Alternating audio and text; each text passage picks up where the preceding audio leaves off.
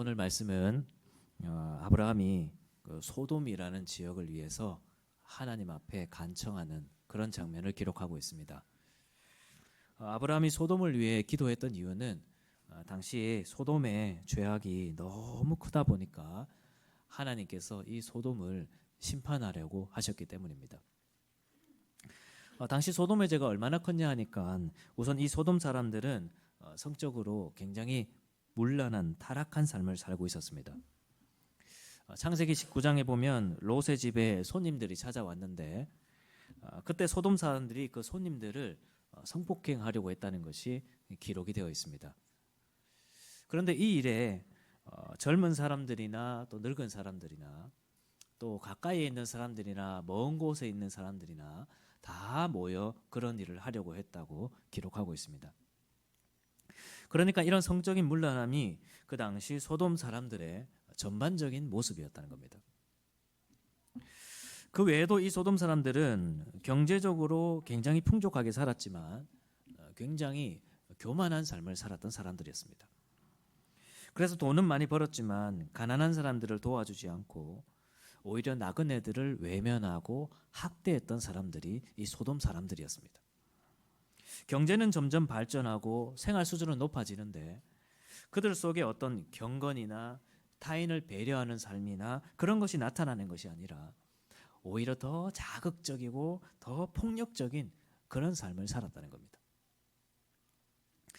여러분, 만약 오늘날 우리가 이 소돔과 같은 세상에 산다면 우리는 하나님 앞에 어떻게 기도하겠습니까? 저는 아마도 하나님, 이 땅을 속히 심판하셔서 하나님의 정의를 나타내 주십시오, 그렇게 기도할 것 같습니다.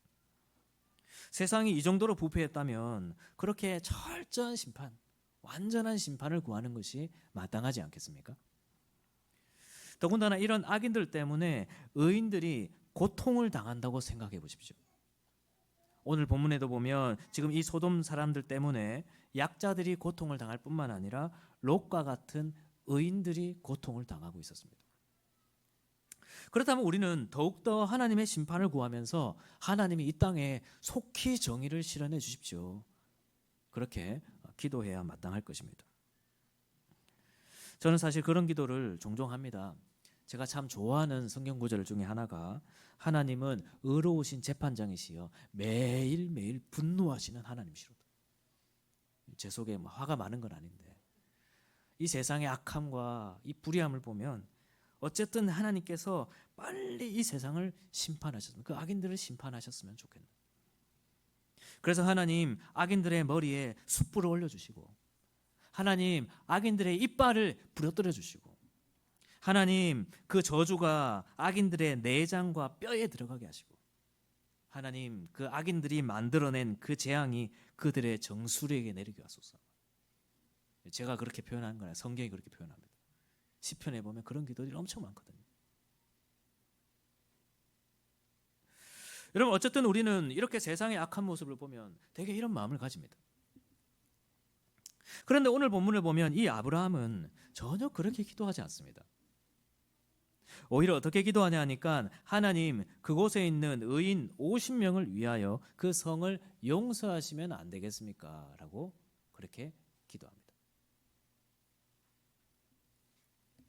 여기에서 의인들을 위하여라고 24절에 보면 번역했는데 그게 24절에도 있고 26절에도 있습니다. 근데 이 위하여라는 단어는 그 때문에라고도 번역이 되는 그런 단어입니다. 그래서 우리가 29절과 31절과 32절에 보면 의인 몇 명으로 말미암아라고 되어 있죠. 의인들 때문에라고 그렇게 되어 있습니다. 그래서 이 구절도 저 의인들을 보시고 저 의인들 때문에라도 하나님, 저 악인들을 용서해 주시면 안 되겠습니까? 그렇게 지금 아브라함이 기도하고 있는 겁니다. 그리고 그 기도에 대해서 하나님께서 그렇게 하시겠다 하시는데도 하나님, 혹시 50명이 아니라 45명이면 용서하시겠습니까? 그런 내용을 4번이라도 하나님께 간청하는 것을 우리는 볼 수 있습니다. 사랑하는 여러분, 아브라함은 왜 이렇게 기도하는 걸까요? 지금 이 소돔의 죄를 그 누구보다 잘 알고 있는 사람이잖아요. 그런데 왜 이 소돔을 위해서 아브라함은 이렇게 기도하는 걸까? 우선 우리가 이 아브라함의 기도를 잘 이해하기 위해서는 우리가 오늘날 정의가 무엇인지 한번 생각해 볼 필요가 있을 것 같습니다. 여러분들은 정의가 무엇이라고 생각하시나요? 요즘 이 시대의 목소리를 대변한다고 하는 드라마나 영화, 그 외에도 이 세상에는 정의를 향한 부르짖음들이 참 많이 있는 것을 우리는 볼 수 있습니다. 최근에는 참교육이라는 드라마가 인기를 끈다고 하던데 교육 현장을 망치고 있는 사람들에 대한 정의 구현을 담고 있다고 합니다. 오늘 우리 이정덕 집사님이 교사 회의를 하는데 우리 주일학교에도 교권 보호국이 있어야 되지 않냐 그런 얘기 하던데 그런 식의 이 세상에 그 잘못하는 사람들에 대한 참교육을 실현해야 된다. 이 세상의 목소리예요. 이런 목소리는 이미 모범택 씨나 판사 이한영이나 지옥에서 온 판사나 더 글로리 이런 것들을 통해서 많이 세상에 나타나고 있습니다. 그리고 실제로도 국회에서, 광장에서, 대학가에서, 인터넷에서 우리는 정의를 향한 목소리들을 굉장히 많이 듣고 있죠. 여러분, 그런데 우리가 이렇게 외치고 있는 그 정의가 과연 바른 길로 향하고 있는 그런 정의가 맞습니까? 지금 제가 하는 말은 오늘날 우리가 외치는 정의가 아니라는 말이 아니라 우리가 외치고 있는 그 정의가 잘못 흘러가는 것은 없냐는 겁니다. 예를 들면 이런 것입니다. 우리는 지금 월드컵을 보고 있습니다. 지금 우리나라의 성적 때문에 이제 32강이 탈락됐다는 소식을 들으셨죠. 그래서 아무튼 난리가 났습니다. 그래서 우리는 한편으로는 이제 정의 구현을 원하고 있습니다. 아니 이렇게 좋은 선수를 데리고 이 정도의 경기력이라니. 그래서 아마 이제 비행기 타고 들어오면 많은 사람들이 계란을 들고 공항으로 이제 뛰쳐나갈 겁니다. 그 외에도 온라인에서 정의 구현을 향한 목소리들이 막 넘쳐나겠죠. 그런데 우리가 그렇게 외치는 정의가 어떤 것이죠? 우선은 지도자들이 사퇴하는 걸 겁니다. 그런데 혹시 그것으로 풀리겠습니까? 우리가 외치고 있는 정의가 그것으로 실현될까요?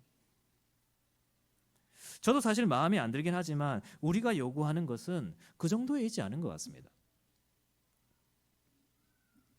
저는 이제 야구를 잘 안 봅니다만은 요즘 야구를 보면 참 웃기는 장면이 하나 있습니다. 요즘 심판들이 스트라이크와 볼 판정을 할 때 기계가 알려주는 대로 판정을 합니다.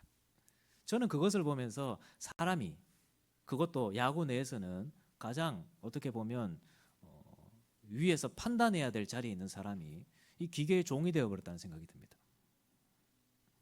물론 그런 비참함은 심판의 자리에 있는 사람들이 정의를 실현하지 않았기 때문입니다. 그래서 어떤 면에서 보면 요즘 사람들이 요구하는 것처럼 판사와 같은 분들도 이런 식으로 대체될 가능성이 매우 많아 보입니다. 마치 스트라이크의 볼 판정을 기계가 알려주는 대로 판정하는 것처럼 AI가 판결해주는 판결문은 그냥 그대로 읽는 것이죠. 여러분, 물론 이런 심판들의 잘못이 있지만 하지만 그들의 잘못에 대해서 우리가 외치는 정의는 어떤 것입니까? 혹시 우리는 바른 것에 대한 열망보다는 그렇게 잘못한 사람들에 대한 어떤 비방과 경멸, 또 그들을 향한 철저한 심판, 그런 것에만 초점이 있지는 않습니까? 물론 그런 자리에 있는 사람들은 또 그만한 책임을 당연히 져야 됩니다. 하지만 제가 이야기하고자 하는 것은 우리가 외치고 있는 그 정의에 대해서 생각해 보자는 것입니다. 우리가 외치는 정의는 정말 바른 것을 향한 열망인지 아니면 그저 심판과 형벌 그리고 그의 마땅한 고통에 대한 열망인 것인지. 여러분, 요즘 정치도 한번 볼까요? 우리는 요즘 다들 정치의 영역에서 정의가 실현되기를 외치고 있습니다. 그런데 요즘 우리가 바라는 정의는 어떤 것입니까? 정의를 이야기하는데 왜 싸우는지 모르겠어요. 저는 참 긍정적인 부분도 있다고 생각하지만 어떤 면에서는 이것이 바른 것에 대한 열망보다는 내 편이냐 저 편이냐. 그래서 우리가 내 편이 되어서 저 편을 철저하게 심판해야 된다는 여기에 몰두되어 있는 것은 아닌지 모르겠습니다. 제가 이런 말 한다고 목사님의 정치 성향이 뭘까? 그런 거 궁금해하지 마십시오. 어떤 목사님이 카더라고요. 목사의 정체성이 뭐냐? 목사지. 그래서 우리가 정의가 바른 것에 대한 열망이 이전에 어떻게 보면 내 편이 되어주는 것이 정의가 되는 것입니다.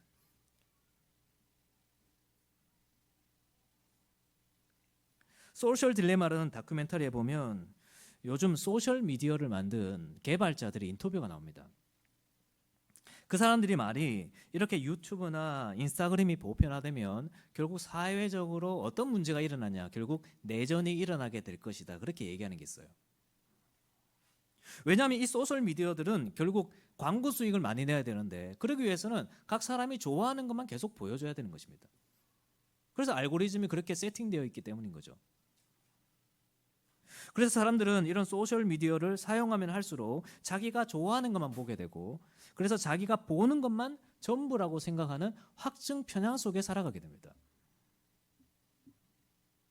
그래서 사회는 점점 더 양극화되는 거예요. 그리고 이제는 점점 더 자극적이고 극단적인 목소리들이 인기를 얻게 됩니다.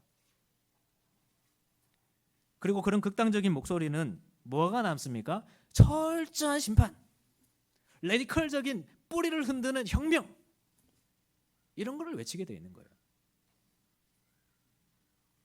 이런 물론 잘못에는 책임이 뒤따르고 악한 일에는 마땅한 형벌을 받는 것이 정의입니다.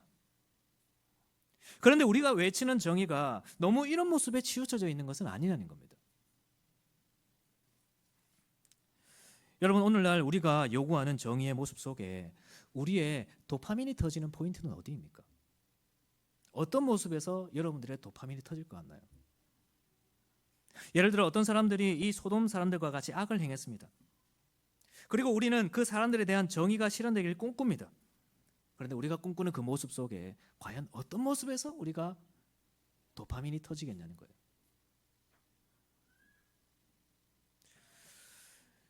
여러분, 그런데 아브라함은 참 흥미가 없는 기도를 하고 있습니다. 아마 이런 종류의 드라마가 나오면 시청률이 바닥을 칠 겁니다. 아브라함은 그런 소돔 사람들을 향하여 하나님의 철저한 심판, 죄에 대한 최대한의 형벌을 기도하지 않고 오히려 그들을 용서해달라고 기도합니다. 그 이유가 뭐냐입니까? 그 성에 의인들이 있기 때문입니다.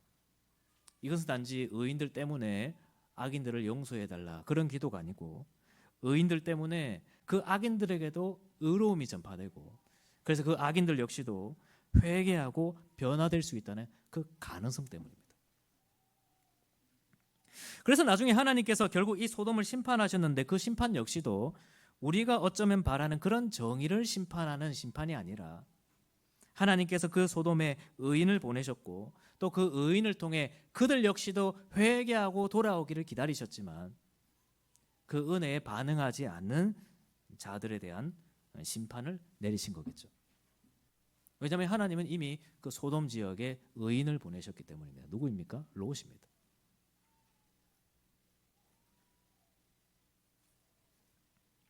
하나님은 이 소돔 지역에 롯과 같은 의인을 보내시고, 그를 통해 이 소돔 사람들이 의로움이 무엇인지 그것을 보고 변화되기를 기대하셨습니다.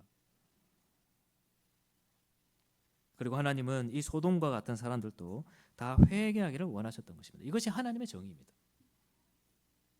하나님의 정의는 그저 증오와 형벌과 고통과 저주와 죄에 대한 최대한의 심판, 그것이 목적이 아니라 오히려 반대로 죄에 대한 회개와 갱신이 목적입니다. 그래서 하나님은 죄에 대한 최대한의 심판을 내리시는 것이 아니고 최대한의 은혜를 베푸시는 분이시죠.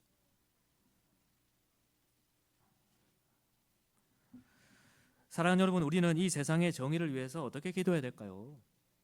하나님, 이 땅에 불의함이 있습니다. 그러나 주님, 이 땅을 용서해 주십시오. 이 땅에 있는 그리스도인들을 사용하셔서 마치 이 소돔 지역에 있었던 의인들과 같이 이 세상에 의로움이 무엇인지 나타나게 해주십시오. 우리가 이 세상에 증오와 분열을 부추기는 자들이 아니라 의로움을 부추기는 자들이 되게 해주십시오. 그래서 이 세상이 죄에 대한 최대한의 심판이 실현되는 곳이 아니라 회개와 변화와 개혁이 일어나는 그런 세상이 되게 해주십시오. 그렇게 기도해야 됩니다. 여러분, 우리가 이렇게 기도해야 되는 이유가 뭘까요? 하나님이 그런 분이시기 때문입니다. 여러분, 하나님은 이 세상의 모든 사람들이 다 회개하여 구원을 얻기를 원하십니다. 우리가 지금 정의 구현을 꿈꾸며 증오하고 있는 사람들도 그렇습니다. 우리는 그 사람들의 죄에 대하여 최대한의 형벌과 심판을 꿈꾸지만 하나님은 그런 사람들에게도 최대한의 은혜를 베풀기를 원하십니다. 그것이 요나서의 메시지잖아요. 저 니느웨 같은 사람들, 저 아수르 사람들은 하나님의 최대한 심판을 받아야 된다고 생각했던 것이 요나의 마음이었는데 하나님은 그것이 정의가 아니라고 말씀하십니다. 그래서 하나님께서 하신 일이 무엇입니까? 예수님을 이 땅에 보내신 것입니다. 여러분, 예수님은 하나님께서 이 소돔과 같은 세상에 보내신 완전한 의인이십니다. 그래서 예수님이 이 땅에 오셔서 의로움이 무엇인지 우리에게 가르쳐 주실 뿐만 아니라 우리와 같은 죄인들이 회개하고 변화될 수 있는 의롭고 산 길을 마련해 주셨습니다. 그것이 예수님의 십자가입니다. 예수님의 십자가는 우리 죄에 대한 최대한의 형벌을, 저 세상에 있는 그 죄인들에 대한 최대한의 형벌을 예수님이 대신 받으신 것이 예수님의 십자가입니다. 그리고 우리에 대해서는 최대한의 은혜를 베풀어 주시는 것이 예수님의 십자가입니다. 여러분, 만약 예수님의 십자가가 없다면 이 소돔 사람들뿐만 아니라 우리 역시도 하나님의 심판을 면하지 못할 것입니다. 하나님의 의로우심 앞에 설 수 있는 그 사람이 과연 누가 있겠습니까? 우리가 지금 다들 각자 정의 구현을 외치고 있지만 그래서 그 정의가 죄에 대한 최대한의 심판이 실현되는 곳이라면 과연 우리의 삶은 어떻게 될까요? 어떻게 되겠습니까? 우리는 살아남을 수 있겠습니까? 그러나 우리 예수님은 그런 우리 죄에 대한 책임을 다 해결해 주셨습니다. 그리고 지금 또 마치 아브라함이 하나님께 기도하고 있는 것처럼 그렇게 우리를 위해 중보하고 계십니다. 자신이 십자가와 부활을 통해 이루신 그 의로움을 가지고 그 의인 예수 그리스도로 말미암아 우리를 용서해 달라고 기도하고 계십니다. 여러분, 이것이 하나님의 정의입니다. 정의는 죄에 대한 최대한의 심판이 아니라 죄에 대한 하나님의 은혜를 바라보며 기도하는 것이 정의입니다. 정의는 기도하는 게 정의.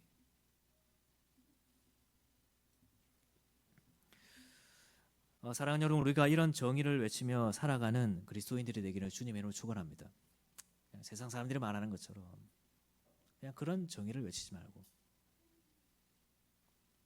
복음의 관점으로, 십자가의 관점으로 기도하며 정의를 실현해야 됩니다. 그렇다고 해서 기도만 하라는 게 아니고 세상에 그런 목소리를 전해야 되는 것입니다. 그리스도인들은 세상에 이상함을 전해줘야 돼요. 이런 얘기하면 뭐 세상 사람들이 바라볼까? 이상함을 전해줘야 됩니다. 베드로전서 말씀에 자기들과 같이 악한 일에 다름질하지 아니하는 것을 보며 세상 사람들이 그리스도인들을 이상히 여긴다고 했습니다. 근데 저는 요즘 생각하면 이 기독교가 세상이 볼 때 이상하지 않은 종교가 되어가는 것 같아요. 지난주에 환대에 대한 이야기를 듣고 많은 분들이 아마 실천하셨을 거라 생각합니다. 저도 원래는 뭐 인사도 아파트에서 자주 하고 잘 합니다. 근데 이번 주에는 더 적극적으로 막 하려고 했어요. 그러니까 뭐 아파트 나가서 우리 호수 아닌데도 뭐 아파트에서 마주치면 인사하고 하니까 사람들이 이상하게 쳐다보더라고요. 우리는 이상함을 느끼게 해줘야 됩니다. 우리가 외치는 정의는 세상의 정의와는 달라야 돼요. 예수님을 믿는 사람들이잖아요. 제가 봤던 드라마 중에 참 기억에 남는 드라마가 있는데 소년심판이라는 드라마입니다. 이 드라마는 소년범죄를 소재로 하고 있는데 여기에 나오는 한 판사는 저는 소년범을 혐오합니다라는 말을 주저없이 하는 그런 판사였습니다. 왜냐하면 자기 아들이 그 소년범에 의해 생명을 잃었지만 당시 재판부가 그 소년범에 대하여 제대로 형벌을 내리지 않았기 때문입니다. 그래서 이 판사는 소년범들에게 법의 엄중함과 무서움을 뼈저리게 느끼게 해줘야 된다고 하면서 소년범들에게 내릴 수 있는 최대한의 형벌만을 내립니다. 그런데 그런 판사 옆에 있는 다른 한 판사는 소년범들이라 할지라도 기회를 주고 따뜻하게 안아줘야 한다고 주장합니다. 그래서 소년범들이 다시 사회로 돌아갈 수 있도록 여러 가지 노력들을 하는 것을 보여주고 있습니다. 또 그런 판사들 옆에는 이런 소년범에 대한 관심보다는 자기의 명예 때문에 소년범죄를 다루고 또 소년범죄를 다루는 일에 있어서도 어떤 법의 효율성을 중심으로 소년범죄를 다루기도 합니다. 여러분, 이 드라마는 이 판사들이 가진 가치관이 끊임없이 충돌하는 이야기로 진행됩니다. 근데 이 충돌이 결국 어디를 향해 가는지 아세요? 다 하나로 모입니다. 그게 뭐냐 하니까 바로 이 소년범들의 변화입니다. 소년범들을 따뜻하게 안아줘야 한다는 목소리도, 또 이 소년범들에게 법의 엄중함을 보여줘야 한다는 목소리도 다 모두 다 소년범들의 변화를 위해 나아가게 됩니다. 사랑하는 여러분, 우리는 이 세상에서 어떤 사람들로 살아가나요? 죄인들에 대한 엄중한 최대한의 심판을 꿈꿉니까? 아니면 죄인이라 할지라도 따뜻한 마음이 중요하다고 생각하시나요? 아니면 그런 것보다 이 죄인을 다루는 사회의 어떤 효율성을 중요시합니까? 다 좋습니다. 죄에 대한 형벌도 중요하고 죄인들을 따뜻하게 맞아주는 것도 중요합니다. 그러나 결국 우리의 마음은 같은 곳에 있어야 됩니다. 결국 사람을 형벌하고 돌 던지고 서로를 증오하고 편가르고 그런 것에 우리의 정의의 목소리가 있어야 되는 것이 아니고, 결국 우리의 목소리를 통해 사회는 하나가 되고 이 세상은 서로 사랑하며 이 세상이 변화되는, 그리스도로 말미암아 이 땅이 그리스도의 왕국이 되는 그것에 우리의 마음이 있어야 되는 거예요. 이번 한 주간 우리가 이런 정의를 꿈꾸며 살아가게 되기를 축복합니다.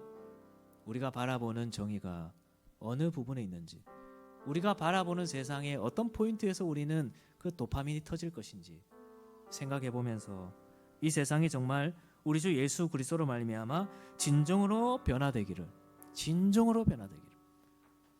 그래서 서로가 혐오하고 돌 던지고 증오하고 그렇게 되는 것이 아니라 이 세상에 있는 예수 그리스도를 품고 있는 교회들 때문에, 이 땅에 있는 의인들 때문에 이 세상에 의로움이 전파되고 진정한 변화가 일어나는 그런 이 세상이 되기를, 또 그런 세상을 위해 중보하며 기도할 수 있는 우리 그리스도인들이 되기를 주님의 이름으로 축복합니다.